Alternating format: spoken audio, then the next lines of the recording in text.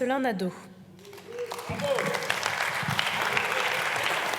Monsieur le ministre, j'aurais pu vous interpeller sur la question des tarifs exorbitants pratiqués dans le domaine du transport aérien qui font que de très nombreuses familles de nos pays ne peuvent espérer de nécessaires et légitimes retrouvailles en cette fin d'année, ce qui fait déjà scandale de notre pays.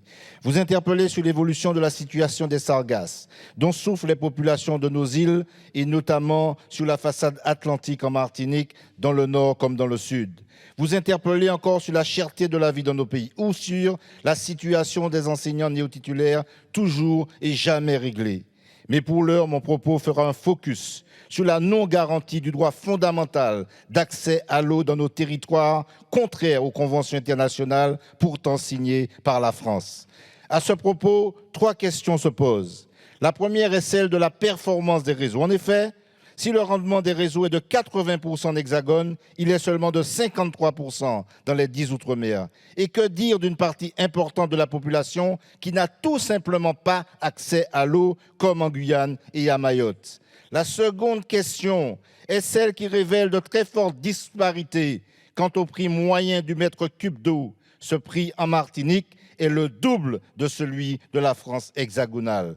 Ma troisième question, enfin, concerne la qualité même de l'eau, qui est très éloignée de celle distribuée en Hexagone. À La Réunion, pour prendre cet exemple, 52% des Réunionnais sont alimentés par des réseaux dont la sécurité sanitaire est jugée insuffisante. En conséquence, ces éléments montrent à quel point la gestion privée de l'eau est catastrophique et l'absence de politique publique en la matière fortement dommageable pour nos peuples. D'où mon ultime demande, Monsieur le ministre, de création d'une véritable commission d'enquête qui devrait déboucher sur une vraie loi de programmation afin de permettre un rattrapage en faveur de nos populations. Je pourrais parler même de réparation parce que celles-ci ont droit à accéder enfin à une eau de qualité et en quantité suffisante. Merci.